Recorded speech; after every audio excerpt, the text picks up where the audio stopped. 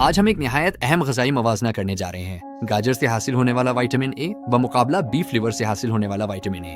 بہت سے لوگ سمجھتے ہیں کہ گاجر وائٹامن اے کا بہترین ذریعہ ہے کیونکہ اس میں بیٹا کیروٹین پایا جاتا ہے۔ تاہم بیٹا کیروٹین ایک پیش خیمہ ہے جسے ہمارا جسم ریٹینول میں تبدیل کرتا ہے۔ یہ تبدیلی مؤثر نہیں ہوتی، صرف 1 سے 3% قابل استعمال وٹامن اے میں بدلتا ہے۔ آپ کو کافی مقدار میں فعال وٹامن اے حاصل کرنے کے لیے بہت زیادہ گاجر کھانی پڑتی ہے۔ اس کے برعکس بیف لیور میں وٹامن اے ریٹینول کی شکل میں براہ راست موجود ہوتا ہے جو جسم آسانی سے جذب کر لیتا ہے۔ اسی وجہ سے جگر گاجر کے مقابلے میں زیادہ طاقتور اور جسم میں آسانی سے جذب ہونے والا ہے۔ بیف لیور کی تھوڑی سی مقدار بھی بڑی گاجروں کے مقابلے میں کئی گنا زیادہ قابل استعمال وائٹامن اے فراہم کرتی ہے۔ فعال وائٹامن اے آنکھوں کی صحت، مدافعتی نظام کی مضبوطی اور صحت مند جلد کے لیے نہایت ضروری ہے۔